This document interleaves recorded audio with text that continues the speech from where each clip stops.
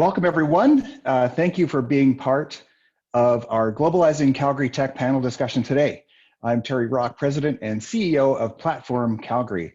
And to keep you in suspense, we'll talk more about Platform while we transition panels. You know, innovation has been part of our story here in Calgary and Alberta for not just decades, but thousands of years. And that's why it's important that today we honor and acknowledge Mohkinstsis, the Blackfoot name for Calgary, and the traditional Treaty 7 territory and oral practices of the Blackfoot Confederacy. We acknowledge that this territory is home to the Métis Nation of Alberta Region 3 within the historical Northwest Métis homeland. And finally, we acknowledge all nations, Indigenous and non, who live, work, and play together as treaty people, honoring and celebrating this territory. We're very excited to hear insights from our panelists and our moderators today. The moderators will be Senator Doug Black, who will be leading the conversation in our first panel, and Carrie Houston, founder and CEO of 321 Growth Academy, who will lead the discussion in the second panel. But to kick off the event, it is our great pleasure to welcome Honorable Doug Schweitzer, Minister of Jobs, Economy and Innovation, which in my view is kind of an equation: jobs equals economy plus innovation. And invite Doug to say a few words. Minister Schweitzer. Perfect, and thank you again, Terry, for having me on this meeting here today. I'm really looking forward to engaging in this discussion, and hopefully this is just the beginning of many other conversations ahead. So again, huge thank you to you and the Platform team, Senator Doug Black. Senator Black and I have gone back many years and had lots of interesting discussions about innovation. So again, just really appreciate the opportunity. And I'm about 6 to 8 weeks now on the job as the Minister of Jobs, Economy and Innovation. And the way I look at it, this is literally the best file in government right now. Like the responsibility for us to implement our recovery plan here in the province of Alberta and talking about what are the opportunities ahead. What are the challenges? But you know what? We have huge amounts of opportunity here in our province. We're just beginning to scratch the surface on where we can go. And technology and innovation is at the core of all of it. Every company, from how you order your coffee to how you engage, your ability to grow, everybody is recognizing the importance of technology and innovation to Alberta's strategic plan for how we're going to grow and turn it around. We're in a tight spot. So we know that we have to diversify. We know that word, people have talked about diversification for a long time in Alberta, but it's really here. And you're starting to see that sense of urgency in our business community. So to everybody that's on the call right now, that's been beating the drum for this, we're just waiting to see when are we going to get that critical mass? When is Calgary and Alberta going to say, you know what, we have to do this. We have to be all in making sure we engage in technology and growing. We're there, we're here. Our government has bought into this. We want to make sure you have the support and tools you need to be successful. And when I take a look at this, people always say, Alberta's the Texas of the North. And I say, take a look at what Texas has done for the last 20 years. They're one of the most diversified economies in all of the United States. From healthcare and life sciences to the tech and innovation, advanced manufacturing. The fact that Tesla, the epitome of an innovation right now, has opened up shop in Texas right now with their next gig factory is, to me, that's an indication that they have a very successful policies in place to help encourage and facilitate innovation. So we, as in our government and part of our recovery plan, have just begun to roll out the different initiatives that we're going to have here to encourage investment and growth in our province. And I'll go through some of those in a minute. But again, just really want to say thank you to everybody that's on this call here or on this meeting, and just say, you're at the forefront of just so much change, so much opportunities here in Alberta. And we want to say thank you to you. And we want to make sure you have the support from our government to know that we want you to be successful. We want you to grow your companies. We want you to be the next billion-dollar company. We want you to stay here and grow and help facilitate the next generation coming in as well. So we've been doing a lot of homework over the last 6 weeks in particular, engaging with people in the technology space. Terry and I had a good conversation last night. I know that we've talked to lots of people that are participating here today, but this isn't the end. So just continue to engage with us. If you have ideas or suggestions, policies that you're seeing in other jurisdictions, we want to hear about them. We want to learn about them. How can we position Alberta for success going forward? How can we help you be successful going forward? How do we break down the barriers and get you that first customer here as well? We know that, in a traditional oil and gas market, sometimes, getting that first customer element is challenging, but how can we help you break down those barriers to get those first customers in our province? Because we have so many opportunities here to grow and facilitate introductions and be entrepreneurial in our approach. So as far as what we're working on in our government, some of you would have seen earlier on the $175 million investment that we've put into the Alberta Enterprise Corporation. So that's a fund-on-fund model with venture capital. So that's happening right now. And we actually are looking forward to making an announcement here in the coming weeks about the first rollout of that fund. So look for some more details on that side. So that's really encouraging. And that 175 million should result in about $500 million of investment into the province of Alberta once you match in the private sector funds. So that's really encouraging to us. That's important. Now that's going to be a self-sustaining enterprise there, which is the amount of capital that we need to at least keep that going on a rolling basis for the province of Alberta. We also recently introduced the Innovation Employment Grant, and a lot of good hard work. And I know that Terry and the team and many others that are on this call here provided feedback to our government about the need for the Innovation Employment Grant. The fact that it helps cover up to 20% of R&D for those new startup companies, that's really important for us as a province. And we appreciate all of the advocacy that went into that to make sure that that became a reality here in Alberta. One of the things that I'll say is, sometimes you got to make sure you listen to people, and if your policies aren't necessarily the most constructive, sometimes you got to make sure you listen and get things right. So that's the first part of us, making sure that we listen and engage. We also introduced the job creation tax cut, and I know that doesn't always apply to growing and emerging technology companies, but for the more mature ones that are starting to pay the larger corporate taxes, Alberta has the best environment in the country, bar none, by a mile. So we want to make sure we attract companies here for our job creation tax cut, the more competitive corporate taxes that we have here in the province as well. We've also been listening a lot about what are the barriers? What do you need to be successful in the long term? What type of talent do you need? What's the talent pool look like? So many of you have been engaging closely with myself, as well as our Minister of Labor and our Minister of Advanced Education, to make sure we have the right labor and talent strategy here in the province. So we're looking at how do we leverage our best immigration policy? How do we make sure our post-secondary institutions are aligned with what you need on the job market? Is there a job grant program? Is there an apprenticeship model? So we're taking that feedback right now in real time, and you're going to start seeing announcements between now and Christmas on this exact front to make sure that we have the right policies in place to give you the talent that you need here in the province of Alberta to continue to grow. And one point that was driven home to me by a professor here at the University of Calgary is that we actually have a lot of data scientists already in the province of Alberta. They just call themselves geologists, but they call themselves geologists, but they actually are data scientists. They look at data every single day. So sometimes there's many people that are in that field, younger people as well, that want to retool their skill set. So how do we do that and leverage the immense amount of learning tools that are out there, AI, machine learning, other elements that can allow people to retrain themselves in a very short period of time and have the right skill set coming out the other end? It doesn't have to be necessarily a 4-year degree. We can do this in a much shorter period of time now with the technologies that are available. I mean, we've seen what Google and Facebook and others are doing on their education platforms, leveraging these types of tools. And you can see that as just a valuable tool for us every single day. And I see that in my personal life. My daughters love Math Prodigy. So if you've seen Math Prodigy, it's like this amazing video game based element that has algorithms based in to teaching kids math.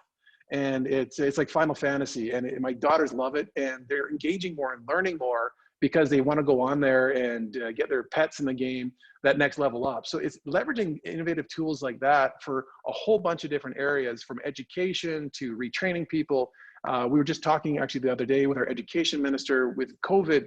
How do we research how do we do R&D to make sure that kids think it's and families think it's best for them to be home right now? How do we leverage that best technology to make it an engaging learning environment for our kids? So really, COVID's been an opportunity for us. As challenging as it has been, it's been an opportunity for us as a government to kind of reflect and say, okay, how do we make sure we position Alberta for success? What are some of the things that people have been talking to us about for a while? How do we reposition the province to be successful in the long term? So a lot of the feedback that this community has been giving us we've been listening astutely. You've seen some of the announcements. There's lots more to come. And we think that we need to continue to improve continue to listen and engage on this front. And one thing as well that we've heard and we've started to move the policy on is around intellectual property, particularly coming out of our post-secondary institutions.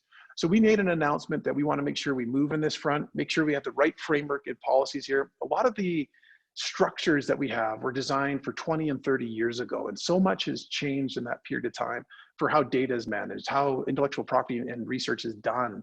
So making sure that it's commercially accessible, making sure that we aren't defeating the ability to commercialize research that's done here in the province of Alberta for the long term. So our advanced education minister, our Minister of Service Alberta, who's responsible for a lot of the intellectual property elements, and myself are engaging right now in that review. And we want to make sure that that's done right. We've also seen initiatives in Ontario and British Columbia. Jim Balsillie and others have been pushing different initiatives to try and make sure Alberta is at the forefront in this area. So we're making sure we engage and we listen, and we're willing to move quickly. One thing that this government in Alberta has done is that we've been willing to legislate fast. This spring, we passed more legislation than any other jurisdiction, I'd say probably in the Commonwealth. Even in the United States as well, we passed an amazing amount of legislation. We are going to have a busy fall as well. Coming up here next week is when it starts. So if you have ideas and suggestions about policy changes that need to happen, we can make that happen faster than any other jurisdiction in the country as well. So we're willing to do that, make sure that you have the supports you need to be successful going forward. And again, maybe I'll just close on just kind of one other element of this, is that we've got a lot of expats as well. We've got a network around the world of Albertans that have been successful and successful in this innovation space. People that started here and then went off to Toronto, New York, San Francisco, and had immensely successful careers. We want to leverage your talent. We want to engage with you to help make your home successful, because Alberta needs that talent. We need that access to that first customers. We need the access to venture capital. We need your relationships here at home in the province of Alberta. Many of you care about it. Hopefully we can attract you back to come here to live in Alberta. But if we can, if you've reestablished yourself somewhere else, we want to make sure we can leverage your networks. We want to engage with you on the best way to make Alberta successful, to make these entrepreneurs that are here successful so they can grow their companies in our province of Alberta, so the next generation can have the same opportunities. And the reason why I say that that is so important, I met some young people here in the province of Alberta, young university students. I'm just in my early 40s. And they looked at me saying, your generation had it easier. Your generation had huge opportunities. What about my generation? I'm worried about my future. And you know what? We have to make sure that they have such confidence that Alberta has the right plan, that we want to engage and give them the opportunities that so many of us have enjoyed. So we have to get this right. We have to make sure we have the policy framework in place. We have to make sure people are confident in the future of the province of Alberta, and we have to leverage the networks that we have around the world. So for those of you on the line here that are from other jurisdictions, we want to engage with you. If you have ideas, suggestions, we'll gladly reach out. We have Invest Alberta, which is one of our investment tools that we've set up here, and business development tools for the government of Alberta. We want to engage with you about ideas about how we can bring investment into the province of Alberta to make sure that those opportunities are here so we can have a prosperous future. We want that to happen. We want you to be successful. We want the entrepreneurs on the line here to be successful. Be that next billionaire, be that next Elon Musk, be that next success story out of the province of Alberta. We want that opportunities here. We want you to be successful. So I'll close there. I'm really looking forward to hearing feedback coming out of today. Really thank you again to the platform team and Terry Rock for all of your leadership on this file. I know you guys have been working incredibly hard getting this off the ground. So thank you to everybody, and looking forward to learning more. Thank you so much, Minister Schweitzer. We really appreciate that refreshing take on what we can do in this province. I think by the crowd that we have in front of us, you'll see that collaboration is a core part of what we do, collaborating with the provincial government, with each other and beyond our borders. And I would say you have a lot of dry powder here that with a couple of sparks, we can really take off.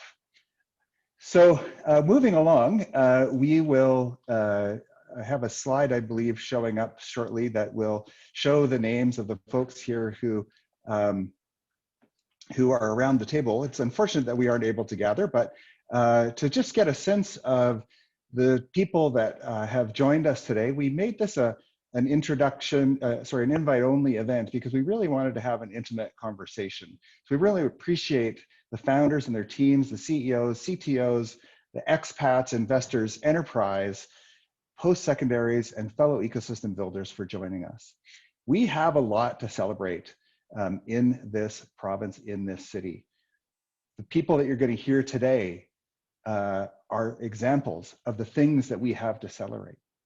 But our innovation ecosystem has been a bit of an afterthought in support of other agendas in our province over time. It does sound like that's changing.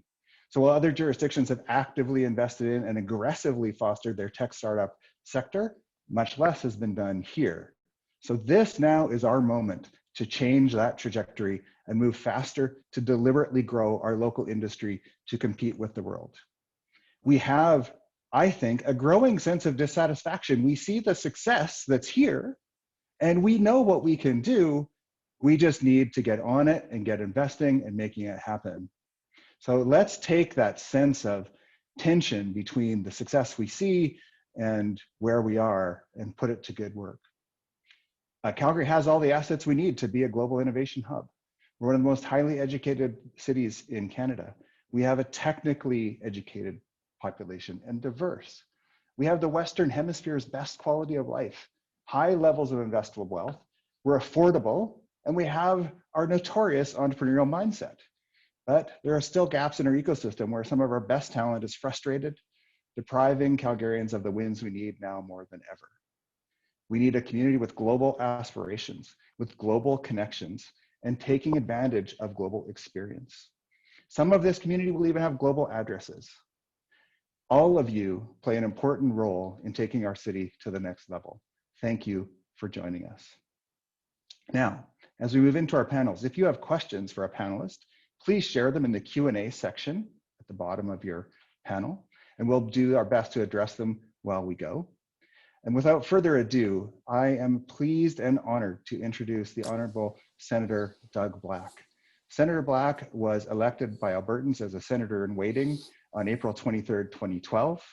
He was subsequently appointed to the Senate on January 25th, 2013. He is the honorary co-chair of our advisory roundtable. And prior to serving in the Senate, Senator Black practiced law, served as a board member or advisor to several Canadian businesses.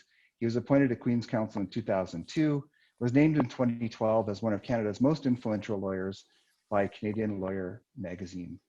Please join me in welcoming Honorable Senator Doug Black, our moderator. Thank you, Terry, very, very much for that. That was very generous. I presume that everything's working here. You can hear me. We're ready to roll. You are visible and audible. There we go. Well, look, I want to say how pleased I am to have the opportunity to participate in this today. This session matters to what it is we want to do. I want to start by thanking Doug Schweitzer. That was a tremendous presentation this morning, and what it underlined is that this government in Alberta is committed to what we're committed to, and that is developing Calgary and Alberta as an important center for innovation, startups, and developing firms. We can't do it without the active support of government. And I think we've heard the minister say this morning that they're all in. So Minister, thank you very, very much for that leadership. And we are looking forward to continuing to work with you to advance the goals that we all have. By way of kicking off, I've had the privilege of serving Albertans for about 7.5 years now. And I have been very focused in that time on Albertan prosperity.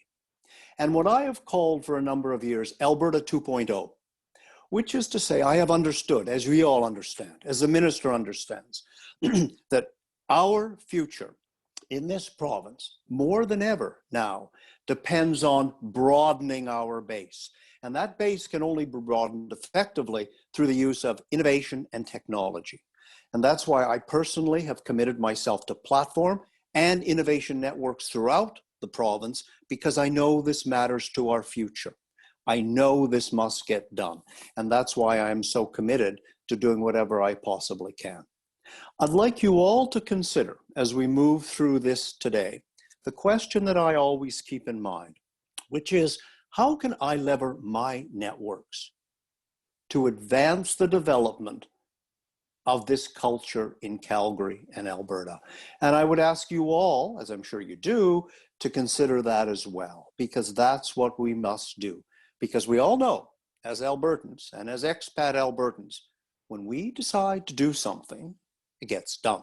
And we all know that, and this is going to get done here as well. We have a tremendous panel to kick off the day, and I have the privilege of moderating the panel, whom I'm going to introduce right away.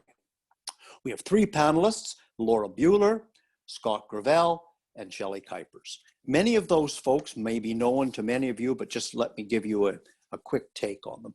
Laura is a Calgarian currently living in California, who's the executive director of an organization called C100, which is an association of Canadians in tech, not only in North America, but globally. She is also active with the Hunter Hub at the University of Calgary and continues to be a very strong developer, mentor, and advocate for Calgary and Alberta. Scott Gravelle, I'm sure, is known to many of you.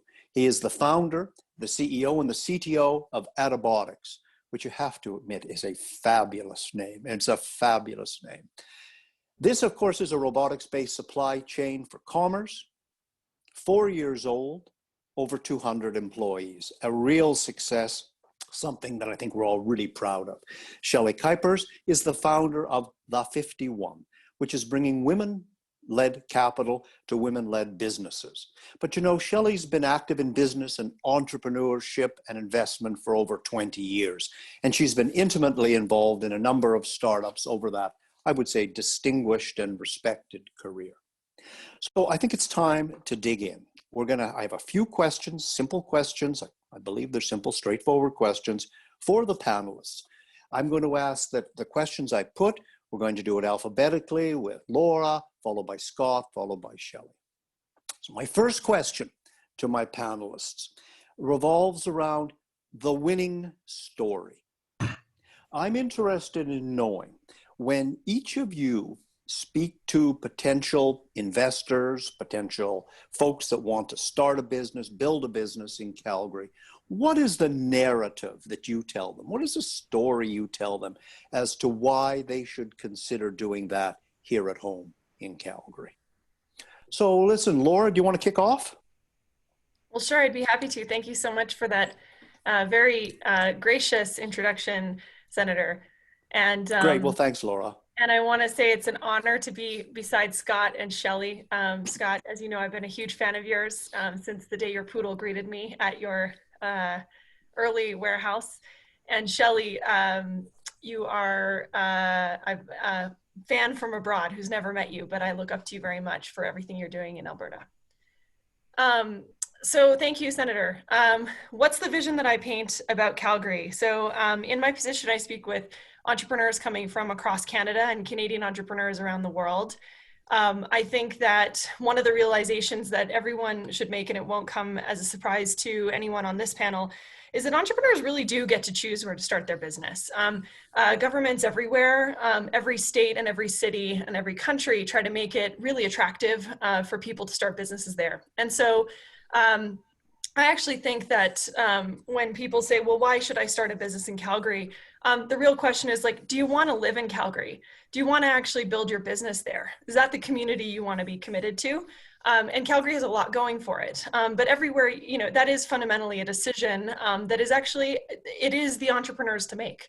I think that actually sometimes we don't realize how easy it is to move across the border as an entrepreneur, and just how easy it is to pick up and leave. And so Calgary, as a city with incredible access to quality of life, it's a great community. There's a lot of reasons to build a business in Calgary, but I want to think about it on the global scale. And this is what I'm hearing more and more from entrepreneurs out of Asia, out of Europe, and out of Israel, is that actually establishing your business in Canada is an incredible geopolitical advantage right now, as opposed to establishing it in the US, for example.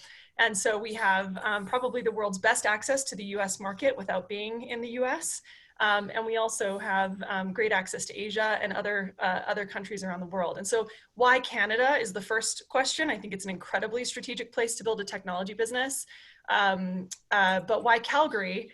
It's really like, do you want to live in Calgary? Now we can get into all the other exciting stuff like access to capital, access to customers, and access to talent, which I think will be what makes Calgary even more interesting vis-a-vis other Canadian cities. which are things that we should unpack together, probably today. My focus is actually not going to be on access to capital. I think a 2-hour flight to Silicon Valley, a 4-hour flight to Toronto, and with a growing and burgeoning local venture capital ecosystem is encouraging. So the trends are heading in the right direction. I do think that access to talent is something that we need to talk a lot more about in Calgary. And I think it starts with the university, and it starts with breeding young talent that will help us innovate and grow in the technology sector. Laura, thank you. Great kickoff. Scott, what would you tell folks about investing or locating in Calgary? What's your story? I'm happy to share with you what I do tell people, which is Calgary has a depth of talent in engineering that's unsurpassed in North America. The expertise that's been developed in this city through the energy sector has been amazing, as well as the manufacturing capabilities. The whole world struggles for software developers. Period. Full stop. We all struggle to find software developers. I build robots, and I build the monkey bars they climb around in. So mechanical engineering, electrical engineering, embedded engineering, process engineering, robotics, mechatronics. Those people all exist here. I've always said a downhole tool is a robot at the end of a pipe. So that experience, that expertise exists here. It just needed something else to do. Why I stayed in Calgary, as you say, the capital is south of the border. I stayed here because my daughter's here. My life is here. I love this city. That's saying a lot because I grew up just outside of Edmonton. So the thing that makes Calgary special, and I've said this before, is not the energy in the ground. It's the energy in the people in this city. Now, to kind of bring this full circle, the challenge though is one not of money. It's one of money that has confidence in industry sectors that aren't energy. And that's what I think. I could tell if you love mountain biking, you love the mountains, you love to hike, and you love clean air and safety and great healthcare. That's an easy story to tell. But you can't start a business unless you have the support of an entire ecosystem. And this is where I think and I believe we have the opportunity to be one of the most attractive places in the world for everything that Laura mentioned. We just have to put the toolkit in the place and be the place that entrepreneurs come to start businesses. And that's the next step for us is to diversify the ecosystem to support the beginnings of companies. And yes, getting money out of Silicon Valley is really easy. Not for seed and angel rounds. It's not. Yeah. I've always been told if they can't drive 45 minutes to yell at you, they're not going to invest in you. So having that support here to start the ball rolling is, I think, the key point. And then we can leverage all the things that make the city great. And then we can become that destination for entrepreneurs because of all of those other reasons. We've got to address those. We got to address those two issues. One of talent, and I think we could actually start attracting that talent here instead of just creating it. And the other one is the ecosystem to support the early stages of technology and those technologies that we're not familiar with, because those are the ones that will actually diversify the economy. That's very helpful. There's a couple of points that I'm going to want to swing back to on that, Scott. You've made some very, very good points there. Shelley, what would you add to this conversation? What would you tell folks? Yeah, I mean, great comments, Laura and Scott. I think, from my standpoint, I stand behind that, we need full participation in this economic transformation. So, I want to see 51% of the population, activating their capital, realizing their innovation potential, and drawing upon the influence that they have as consumers, as business leaders. And so I just think, the province in Alberta has a huge kind of upside still left to achieve and realize by tapping women as part of the economy. And so when I kind of look ahead at the future of Calgary, I kind of go, it's equitable, it's diverse, and it's inclusive. We have full participation of these, broad set of, experiences, capabilities, and knowledge. It's not the tech industry versus other industries. The tech industry is underpinning all of the industries that are here in Alberta. It's a public and a private partnership. We've all said we're a very enterprising bunch here in Alberta. I'm born and raised in Alberta. I've worked overseas, I've come back, but we get stuff done. So I think it's really up to our industry to lead and to demonstrate what's possible. And I think, the other partner industries or other, brother, sister industries, as well as the government will shore up their support because we are influencing through private mechanisms, through entrepreneurship, our capital, and our innovation.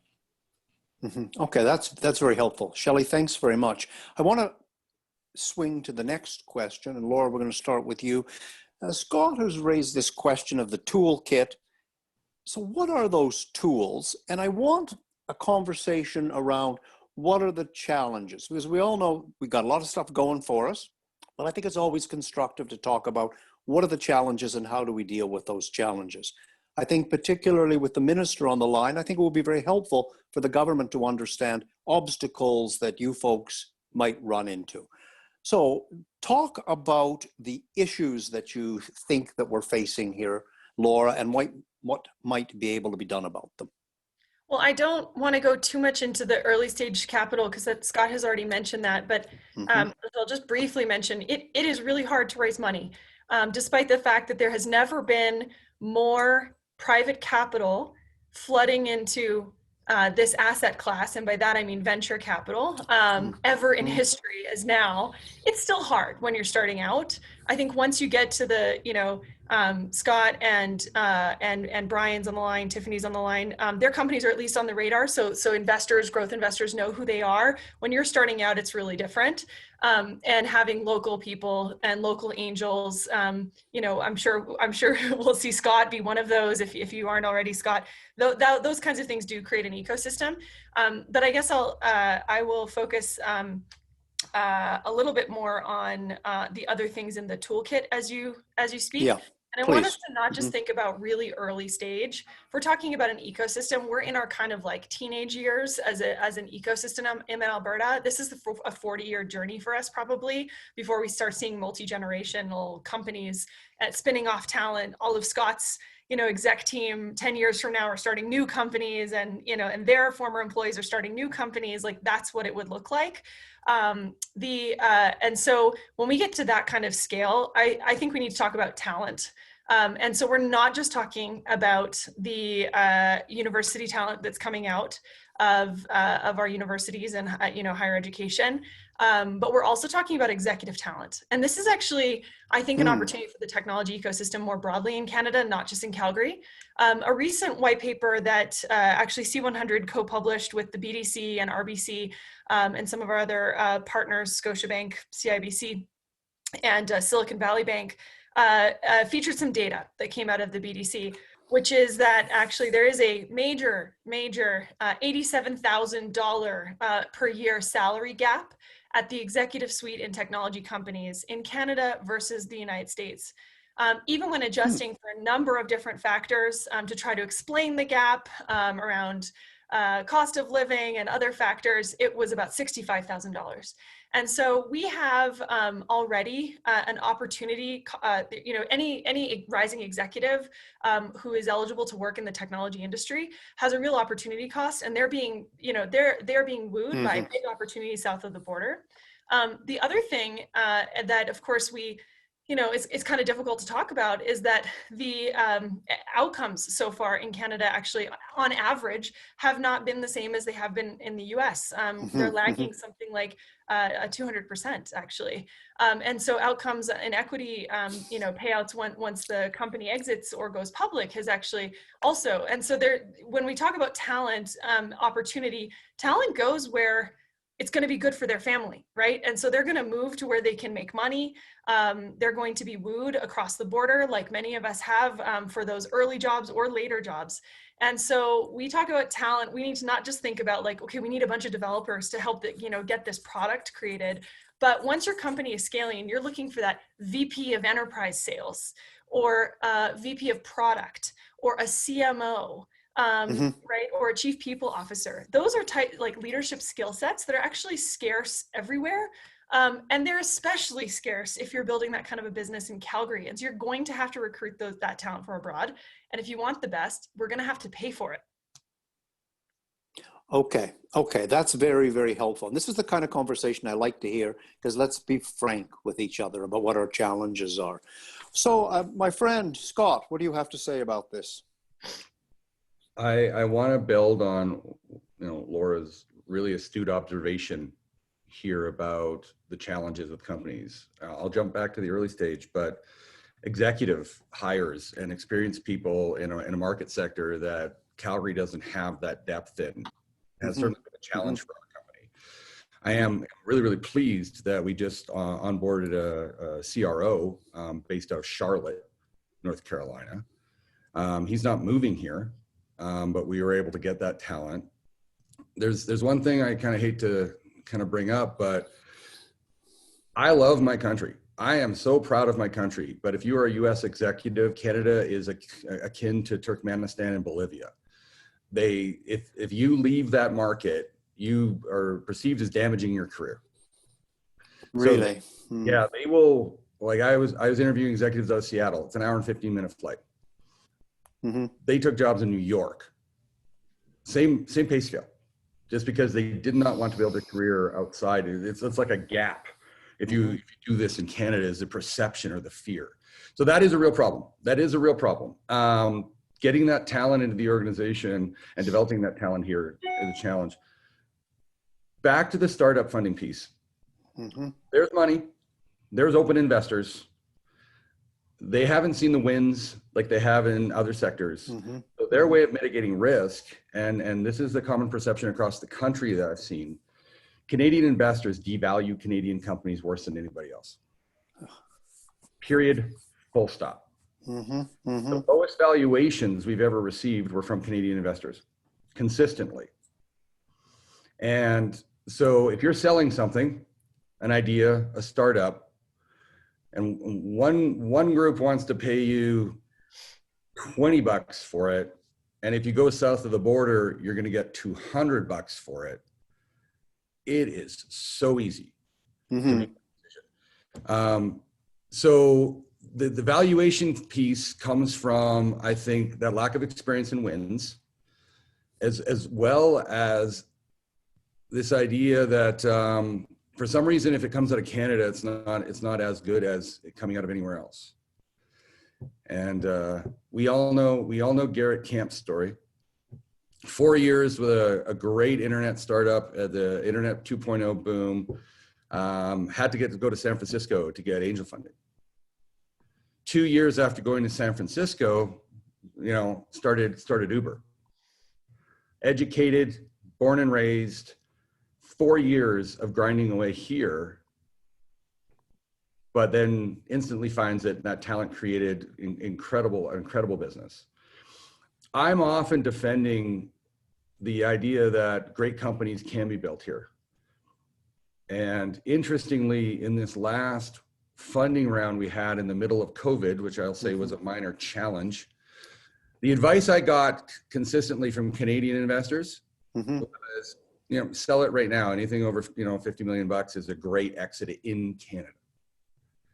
That was the advice I got. Take your money, sell it now. If you get over $50 million, that's an incredible exit in Canada.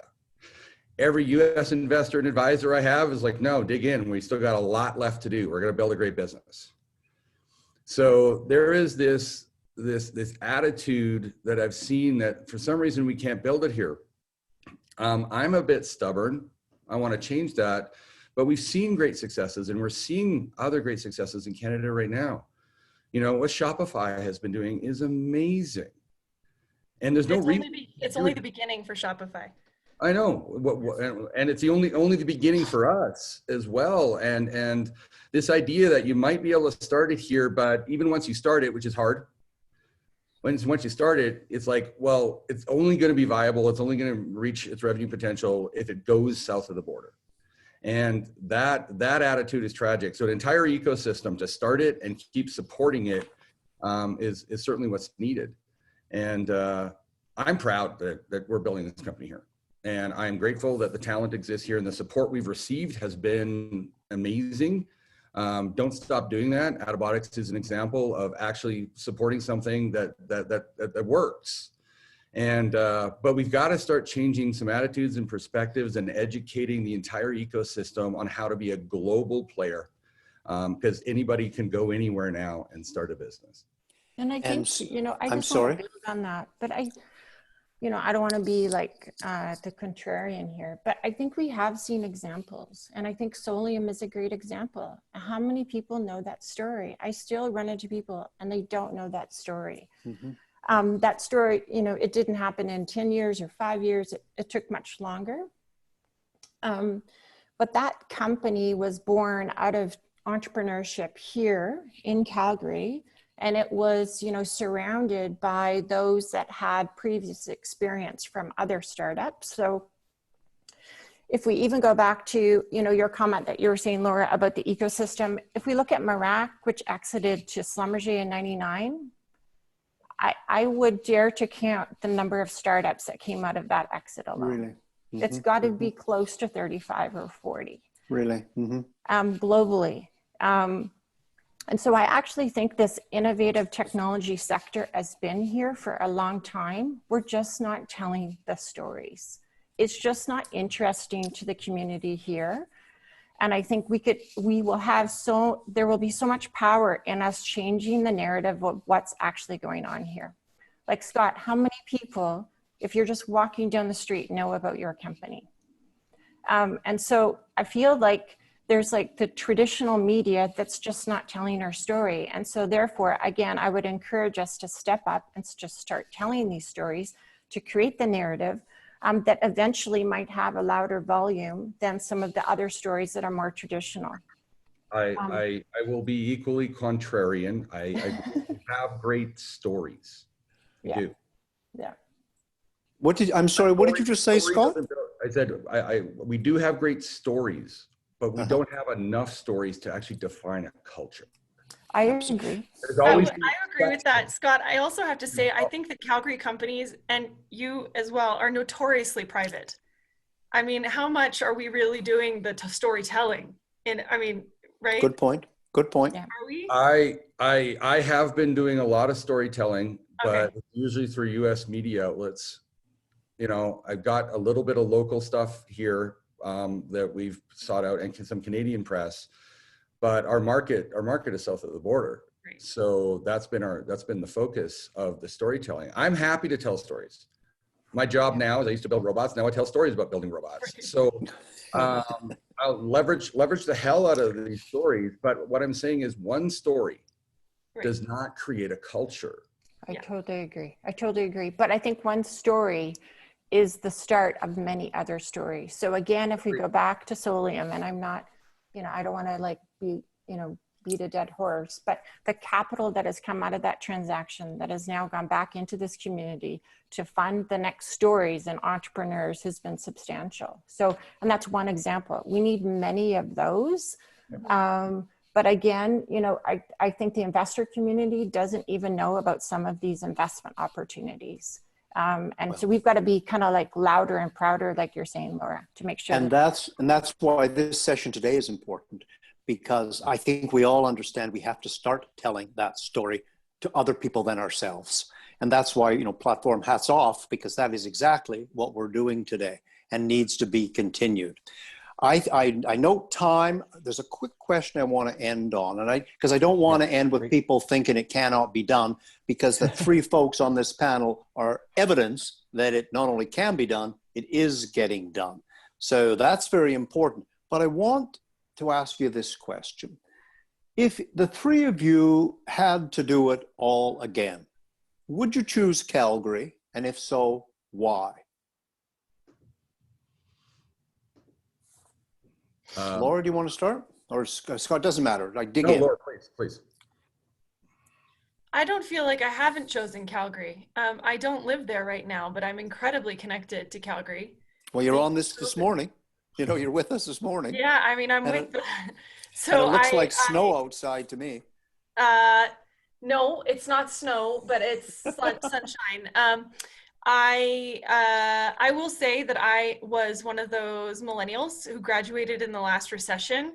Was lucky enough to land a fantastic job in Calgary that had me with a global career while living on my, in weekends in Calgary, in the city I loved. But when that came to a close, I tried really hard to find a job in Calgary, and I just couldn't. And I feel like if I had known people like Scott and Shelley back then, life would have been really different. But there were a lot of companies in New York wanting to hire young and hungry talent. And I found my way into the tech sector there. And that's really what got me into this industry, was working at a startup in New York.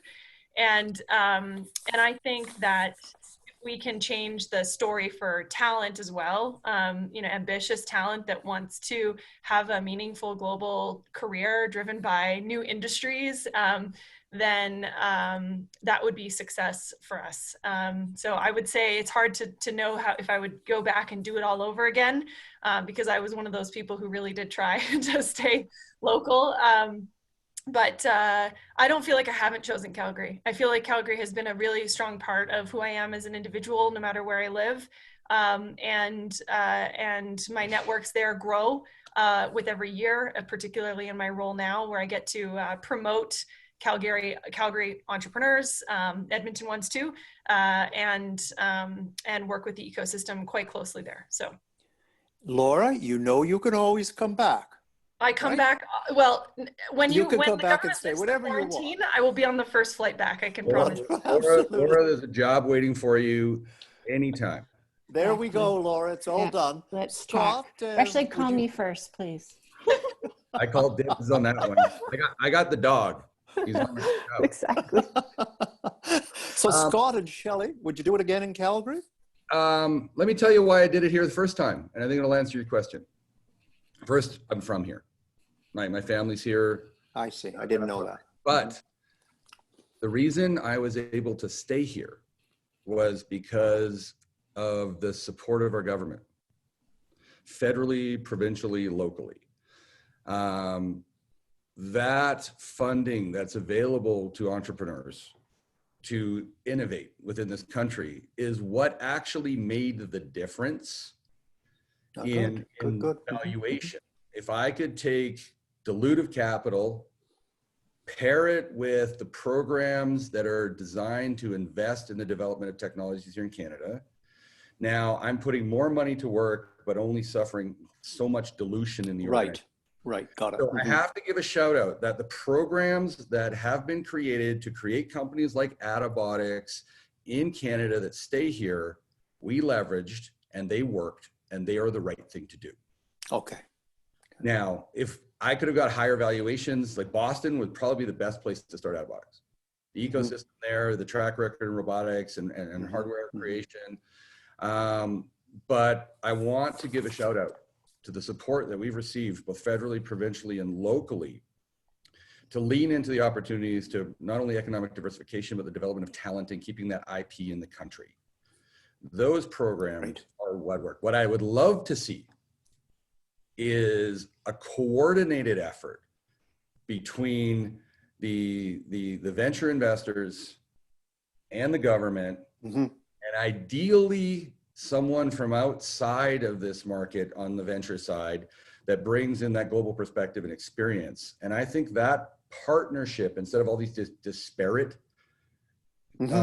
projects, would make a world of difference in actually creating a really attractive place to come build a company.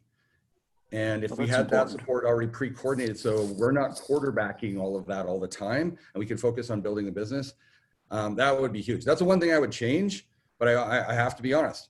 Building this company here was done with the support of this country. Great to hear. Just a takeaway from that, that's a challenge for platform, I believe.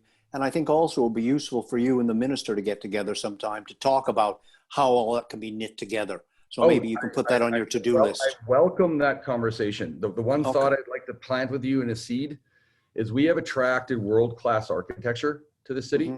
Because Yes. Yeah. Put out proposals. Mm-hmm. They compete, but a world-class architect is always paired with a local architecture firm, Right. and local construction companies. Right. Create world-class projects.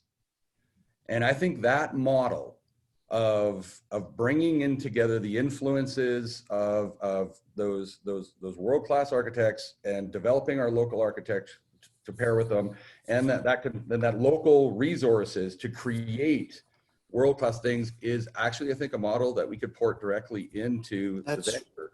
That is really interesting. Okay, we'll take that away. Shelley, what would Senator, you do? Sorry, I have to interrupt. We are very tight on time, so if I could get Shelley to give us a quick one on this, and then we will move along. This always happens. Yes. Shelley, No would you do it again in Calgary? Yeah, I mean, I did. I lived in the UK for 6 years and back. And when I came back, our family hadn't had a decision to make us at BC or Alberta. We chose Alberta, and we're in Calgary. So, Good. Yes. Good. And don't even ever think of leaving, okay? Well, panel, I think we feel the long stick coming out. So thank you, the three of you, for contributing, not only today, but the commitment that you have made to mentoring, to leadership, to trying to get others to follow in your path is important. So thanks to you all, and the journey continues. So Terry, back to you. Thank you, Senator. Thank you, Senator, and thank you to our panel for joining us. That was very insightful. In fact, it was so insightful that we have a lot of questions. So if you have the time to answer some questions in the chat to the panel, that would be amazing. We will try to catch some at the end.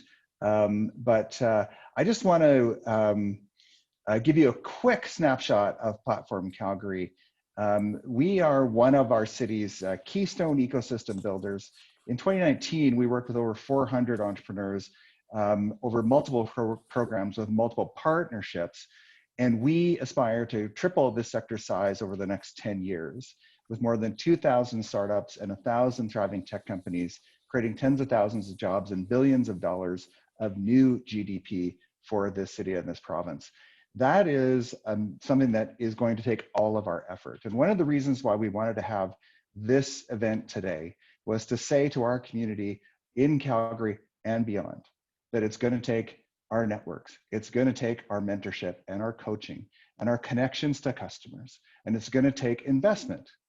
And one of the things that, and so anybody that wants to be part of this story is welcome to do it. We are laser focused on building the citywide innovation ecosystem. One of the key tools we're bringing to make that happen is the Platform Innovation Center. So opening in 2021, this is going to be 50,000 square feet, a single point of access to Calgary's innovation ecosystem for aspiring and seasoned tech founders, and they'll get everything they need to scale and succeed. We've so far signed 17 partner agreements with folks that will be part of this community, the accelerator.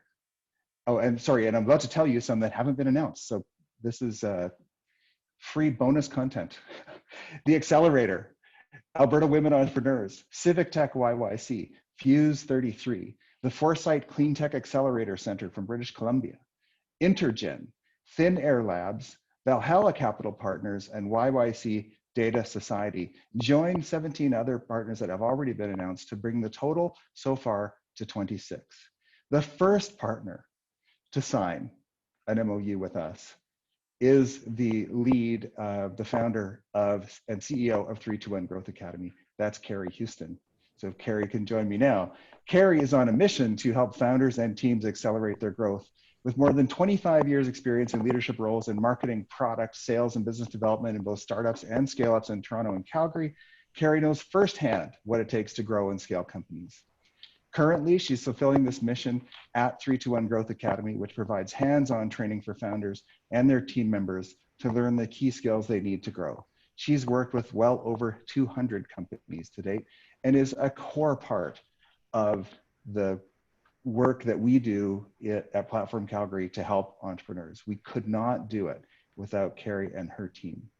So Carrie, I'm just going to let you take it away now to get into our next panel. Thank you so much for being here. Thanks, Terry. Well, and thanks to everybody else for joining us here today. I'm pretty excited because I think, you know, the first panel had some really interesting perspectives. I think we'll hear some slightly new types of contrarian views, I think, from this second panel. And on that panel, I'm thrilled to announce that we've got folks that are in relatively newer, rapid growth companies. We've got some veterans and we've got some corporate innovation. So first off, I'd like to introduce Tiffany Kaminsky, who I know well. Tiffany's the co-founder and she's currently the Chief Strategy Officer of Symend. So she's a long time, despite her young age, she's a long time entrepreneur. And her background is in data-driven marketing and strategy and leadership. So currently she leads both the marketing and strategy at Symend. She's received numerous awards. I'm not sure if when we get to the question on what startups have you not heard of in Calgary, speaking of storytelling, Symend has got to be on that list. So along with Hanif Joshigani, Tiffany founded Symend. She's been named one of Canada's top 50 women in fintech. She's a MetaBridge top 10 founder. She was in the Lazarus Institute Women Founder Scale-Up Program, one of the global female founders in fintech, and the list goes on. She's an award winner, Symend is an award winner, and we're thrilled that you're here today, Tiffany. We've also got Bryan de Lottinville. So for those of you that have been around the community for a while, Bryan's a veteran. He describes himself as a recovering lawyer, but he's got over 20 years in operational roles at the executive level in bricks and mortar web, as well as having founded Benevity. So for those of you that have heard of it, you know, he's had leadership roles in companies like iStock Photo, Smed International, and was the founder and CEO of Benevity. And I'll let Bryan tell his story about Benevity, but it's an exciting one because it became a global leader in a social enterprise, which, you know, is a rare, I think is a rare story. So welcome to our panelists. Thrilled to have you. So we heard some great things from the first panel. So when we think about the ecosystem in Calgary and what we have to develop to support a thriving industry, a thriving sector, and economic growth and prosperity for Albertans, we heard lots of great things. So Laura talked about Calgary offers a great quality of life. And so that's kind of a game changer. Scott talked about, you know, we have a culture of entrepreneurship and we do have some early stage investors that are willing to take a flyer on an early stage company. Shelley talked about the opportunity to engage women and the need to do storytelling to raise awareness. So I'm sorry, I forgot to introduce Denise. I'm just going to take a break. So Denise, we have here representing kind of corporate innovation. So Denise is ATB's CTO. So she leads their technology, innovation, and engineering. You know, as we know, ATB's been a global or a leader in the provincial banking space for 81 years, hard to believe. But Denise herself has 20 years of tech and leadership experience. She's worked in artificial intelligence. She's worked on microprocessors at HP. She's got 7 patents under her belt. She's a U of C grad with a Bachelor of Science in Electrical Engineering. So she's a hometown grad and is really active in the tech ecosystem and mentoring and so on. So welcome, Denise. So Tiffany, now I'd like to kind of get your perspective. So Symend has had tremendous success just in the last couple of years. You know, you've raised over $70 million. You're growing very rapidly. What is your perspective on, you know, if you look ahead to what the ecosystem needs to look like and be in order to support companies like Symend, what are the key things that are on your list, your wish list? Absolutely. No, that's an excellent question, Carrie. And certainly even looking back, given we have had such exponential growth in the past couple of years, we've tapped into a lot of the resources that are local to Calgary as we look at the angel investment that's available, certainly looking at the VC funding that we were able to achieve, and also looking at programs like Startup Calgary, like Platform Calgary, like looking at the A100, for example, the programs they have available, such as Accelerate AB. We really tapped into all of the programs available to us really locally to get us to where we are today. Certainly going forward, we'll continue to look at the talent that is available in Calgary. So really excited to see some of the massive steps that have been made in terms of the education that will be available to help feed our pipeline, not only with where we are today, but 5 years from now as we look at some of that strategic planning and really that pipeline building we need as we look at recruitment. So certainly University of Calgary's Master in Software Engineering launched in 2018. Alta ML was funded in 2020 for applied behavioral science internships. SAIT School for Advanced Digital Technology that launched in 2020. And of course, the University of Alberta was #2 ranked in the world for AI and ML, which certainly for our company, being a science-driven company, those are some really unique skill sets that are hard to find. So really excited to see that a lot of them that talent is being pulled in and nurtured right here in Alberta. But certainly beyond that, to your point earlier, Bryan, is looking at, who are the companies in the been there, done that we can draw from, not only here locally, but cross-border is something we've really opened up to, is looking at how do we really bring and attract talent, whether they are remote in a remote environment or we're able to bring them back to Calgary. Awesome. Now, Denise, you have a very different perspective because you're looking at innovation through more of a corporate lens. So when you think about what the ecosystem needs to look like to support organizations like ATB and others, what is on your wish list? Yeah, thanks for that question, Carrie. It's great to hear it from the perspective of all these incredible startup leaders. You guys have definitely made an impact and a mark in our community. For sure, my lens is slightly different, but it is in the same vein as what Bryan was speaking to. It's many components that make up that ecosystem, and you can't just have strength in one. And one of the stories that that came to mind immediately was in the early 2000s. There was a lot of conversation about the connected home. You guys might remember this. There was conversation about convergence. And I remember being in Osaka. I was working on storage, optical storage. I was in Osaka with Panasonic, and there was this model of a house, and it was a connected home as a POC. And it was like you had a smart fridge and a smart thermostat. You could stream content and you could, watch something on a device, pause it and pick it up on another device. Back then, though, it was almost an impossibility. It was like watching Star Trek or the Jetsons or something like that, but everybody started to contribute towards it. And so I would say that perfect ecosystem is actually having a vision, that opportunity, the problems to be solved that's going to bring the ecosystem together is really important. And we have to be intentional with it. And so today we're hearing that the government is there. We're looking at the economy. There's money on the sidelines. We have focus on environment, D&I, living, health, safety, security, mobility, infrastructure, transportation, and talent. When we bring all those things together and we're working towards solving this beautiful vision, that's the winning ecosystem. And we know we have it. We have to just continue to be intentional and focused and deliberate about what we want to achieve. Awesome. So, when we start to think about some of the challenges that we have, so in the first panel, we heard, we've got good talent, but there's still a shortage of talent. We've got capital, but there's still a shortage of capital. One of the other things that kind of popped up in the questions was around customers, and to what extent are Canadian customers a little bit more conservative, perhaps less comfortable to, jumping on board with an early stage company early in their evolution. So Denise, I'd like to maybe start with you, and I know ATB has been quite forward thinking in this way, but when you look more broadly at corporate Alberta, corporate Calgary, corporate Canada, what are the things that you think they can do to get more comfortable with being an early customer for our startups to help them get going? Mm-hmm. Yeah, this is such a good question. I'm really passionate about this one, and I think some of the things that might be holding us back a little bit as a community is how we think about technology. Not in the startup community per se, but when I look at the large corporates, I heard Laura talk about, the challenges of finding a job that she was really passionate and really aligned with her skill set and her jam. When I think about technology in our corporate structure, it's still oftentimes a cost center or an order-taking function, right? So we put it behind legal, finance, shared service. When we want to build out a community where we can actually support the ecosystem, our customers, I think culturally we also have to be thinking about technology as a strategic enabler.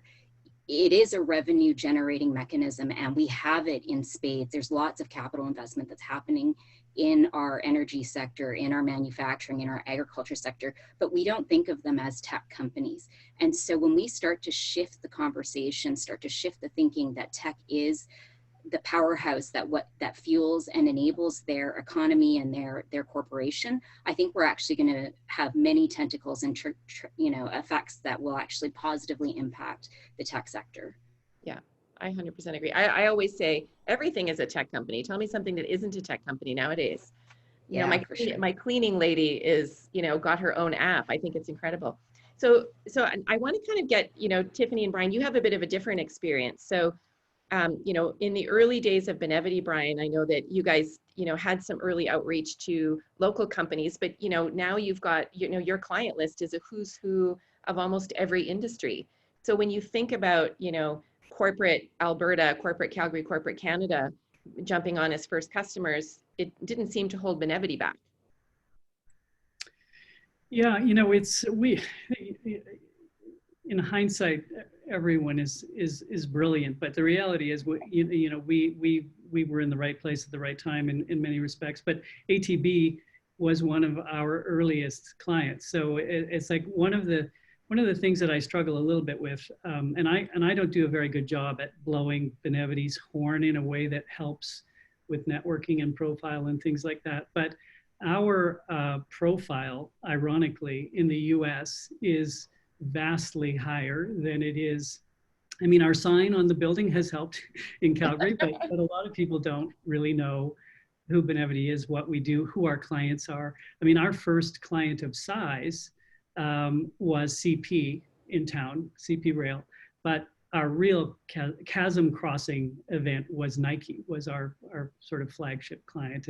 And then we got Coca-Cola, and then we got Google, and then we got Apple, and so it started to kind of take off. And so we are truly a global company, but the roots of the business, and we wouldn't exist but for the fact that I had a little bit of a profile and some exits and stuff. And so, but we attracted some very supportive angel funding from largely oil and gas folks, the Brad Zumwalts of the world, like people that were supportive and willing to take risks and saw an opportunity where others might not have. And had we not had that, we wouldn't exist, because we didn't have a VC, we didn't, and so we had the support we needed until our metrics got up and to the right, and so compelling that we had a competitive environment for our Series A financing. So it is possible, and I would like to think that there are many other Benevities on the way. Symend, obviously one, there's Athenian, there's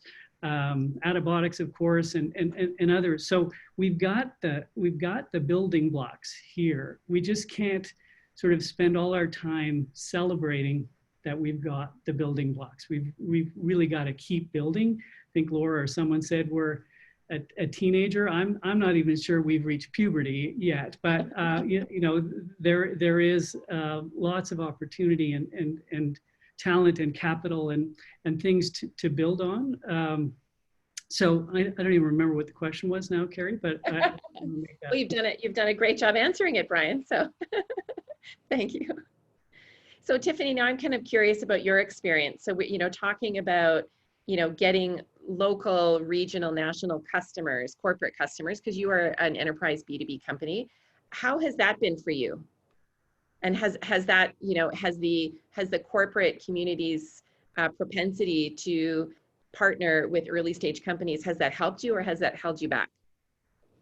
Excellent question. Certainly, we do sell into major enterprise clients. As we got off the ground, certainly to sharpen the saw and really make sure that we had a strong product market fit, we worked with a local organization, CCI Communications, really just to make sure we were able to validate, get our feet wet, and certainly get some proof points to validate our solution. From there, we quickly jumped into a major enterprise telecommunication company. So we actually do partner with all of the major telcos in Canada and are also partnered with some of the major telcos in the US and about to launch with our first FI as well. So with that, it was a pretty material jump, needless to say. We certainly look to the expertise of our networks, making sure that we had the appropriate training, that we were doing a great job in terms of positioning to be able to even get in the room for some of those major enterprise clients. And then of course, tapping into our VCs. VCs are not just funding. VCs are there to support you, to advocate for you, and make sure that they are able to help you along that journey. So I have to say that we've had some incredible support along the way. And that partnership has really helped to leverage us, especially from a sales perspective, as we look to partner with some of those really major enterprise clients, and also give us some of the clout that's really needed so that they can take a chance on a startup.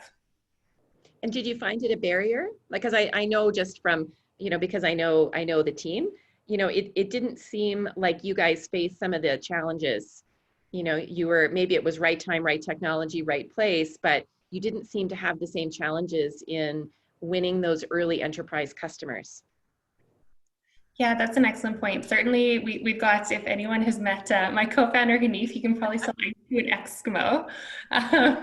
He is very, very talented in that regard. And I think a lot of it as well, and this was certainly a learning, is the way in which we position, making sure that the transaction was very easy. What we initially thought in terms of pricing, positioning, all of those pieces, we adjusted based on what those major clients were saying. How do we fit into their buying cycles? How do we make sure that we're positioning to make this a really easy decision for them? And then in the way in which we sold into those organizations as well, we were actually very bold where we did champion challengers. So, give us that shot to get that foot into your organization, and we're gonna eat your lunch. We're going to prove how effective our solution is and scale from there. Let's let the results speak for themselves. I think really that was one of the key pieces that helped to really get us into the door early and then accelerate quite quickly and rapidly to really 100% commercial agreements. Awesome. Tiffany, I'm curious whether you have tried to sell into the provincial or even municipal governments with your solution. And one of the reasons I ask, people,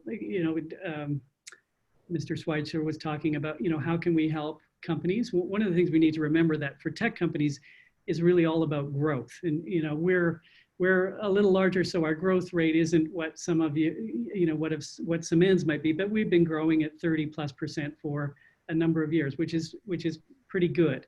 And it enables us to keep hiring people, enables us to fetch a multiple and, on valuations and things. But so governments can't really help Benevity by giving us capital. We can get less oppressive capital from elsewhere, but they could be buyers, right? They could be those early customers. They could be contributing to growth. And I just wondered if you had tried to sell into those markets. We haven't actually. Certainly, I think there's a lot of sectors we certainly could sell into. It's really come down to focus. What are the verticals we really want to focus on and capture the most market share? Certainly when we had started, we had looked at, of course, telecommunications and financial institutions. Needless to say, given the speed in which those organizations move, telcos was the natural fit where we really accelerated our growth the most quickly. And I think that's where it taps onto government as well, is the speed in which we can achieve some of those sales, given it is a very long sales cycle, was just one of the considerations. Not to say that's not something we would definitely consider in the future. Right now, that's just been really our focus. But it's a great point, Bryan, because when we think about those early customers, it's not just corporate. It's also every level of government that has the potential to support our startups. Denise? Yeah, I was just going to add to that, Bryan. It's such a great point. Like, I think about what we're doing. We have innovation, and we're moving towards looking at platform-based models where we can leverage the APIs and the services that are being created to create edge-based revenue, right? So non-banking revenue. And I'm sure every industry thinks about that when they think about their growth, but part of it is we can't build it all ourselves. We'd love to partner to accelerate.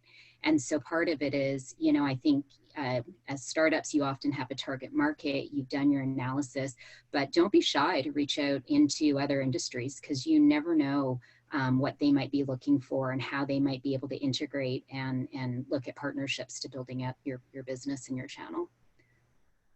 Awesome. So we've heard some great names floated around today. We've heard about Athenian, Attabotics, Symend, Benevity, Solium, Mirac, Stumble Upon, Uber. What are some of the other, Calgary-born, Calgary-launched tech companies that you think where their stories maybe need some amplification, that this group needs to hear about some of those hidden great stories?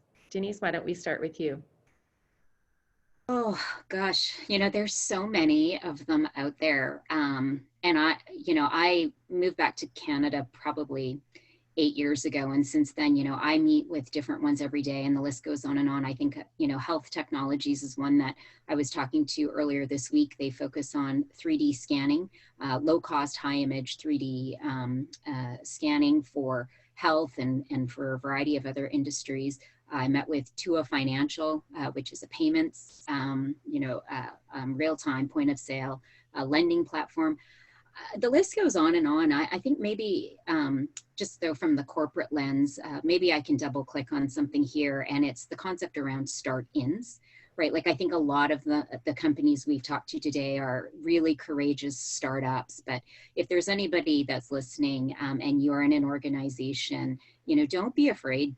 I'd encourage you to build out a start-in concept where you are investing in innovation and a ventures concept and building out a culture that is models and mirrors a startup, and have some risk taking to helping add to the community in that concept. Awesome. So Bryan, what are some of the other unsung heroes in Calgary that you want to shine a light on? First of all, Denise, that is a great point, by the way. And every company should be carving out some time in their work week to enable their people to sort of freewheel on things that might be tangential to the business, but really are about things that we call it pie time, which is passion and innovation and some other things. But in any event, unsung heroes. How many of you have heard of RS Energy? They sold last February for $1 billion, a software company in Calgary, and $1 billion software company, and now they happen to be in the energy sector, so that's makes some sense. But there are lots of stories. I think Laura or someone said we're notoriously private, and I think that is really an interesting insight from an expat Canadian, because we don't really blow our horn very well. And so I know that there are lots of smaller organizations that deserve some profile, but I think that the general message is we need to get better at building a culture that values software and technology. I think Denise made that point, but it's a bit of a mindset shift and a bit of transformational leadership, even at the government levels, where we don't just talk about tech, we really include it as an and in our approach. That doesn't mean we're going to sort of throw oil and gas down the toilet. It's always going to be part of what we do, but there really needs to be more of a cultural sort of ethos around technology as the future, as you said before. I'd like to ask one quick question as we wrap, and that is for each of the panelists here. What is one thing that you'd like to ask of this community that would move our ecosystem forward? So let's start with you, Tiffany. What's one thing that you're going to ask everybody here to do to support great companies like Symend in moving forward? I think it's really getting involved and giving back, making sure the ecosystem goes full circle in whatever capacity that may be, whether you are a startup, whether you are scaling up, whether you're an advisor. It's really getting involved in that network and the local community and the organizations that are really driving our ecosystem forward. It takes a village, and it's really going to take everyone gathering together with that unified vision of where we want to get to. Denise, what would you ask of the group? Yeah, I don't know who would be on point with this one, but I've noticed, with the energy around diversification and the spotlight that's being put on technology, there's a lot of almost piecemealed activities, and I really believe in the strength of the whole. And so for me, I think maybe the ask is, where is that umbrella that might be able to bring all these parts together so that we can really have the power of the whole system working in unison? Great comment. And last but not least, Mr. de Lottinville. How about AWS? Always be selling. AWS is a big client of ours, but the idea that Calgary is a fantastic place to live is sort of an valued element. And, you know, when I'm interacting with, you know, people in far-flung places, you know, being able to talk to them about Calgary and even have some of the backdrop, you know, with virtual stuff, you know, we've been in the mountains on Zoom calls and things like it, and driving back, you think, why would anyone not want to live here? And so we need to find ways to get some of this esoteric talent that we don't have imported, so that it can be here and foster and propagate broader technology. So I think we need to do a better job of selling the city in the context of a place where technology companies can thrive. Awesome, great insights. Well, a big thank you to Tiffany, Denise, and Bryan, and I will turn it back to Terry. Thank you so much, Carrie, and thank you to you and everyone that joined us today. That was really exactly what the kind of conversation that we wanted to have today. And I know the other thing is that all of our panelists and our moderators took valuable time out of your day to be part of this conversation. I want to let you know that we will be making a donation to Meals on Wheels, Calgary Meals on Wheels, which provides nutritious and affordable meals to anyone needing it, especially during these challenging times, on behalf of our moderators and our panelists. You know, for me, this is inspiring because the work that we're doing at Platform Calgary with our many, many partners is all about taking our city and our province to realize its potential and take it to the next level. We've covered really mapped out the things that we have to do together. And as I mentioned at the halfway point, this is not something that is about platform or about any one organization. This is about a whole community coming together to make this happen, to be dissatisfied with where we are, but inspired by the opportunity we have in front of us. And so all attendees, if this was real life, we'd be spending some time with a beverage and having a conversation. We're going to open a networking a Zoom link if anybody wants to hang around. I know we're later than we had planned, but we will do that if anybody wants to chat and you want to do that. But more importantly, we're going to follow up with you and give you an opportunity to become a mentor, to become a coach, to make connections, to help us realize this potential.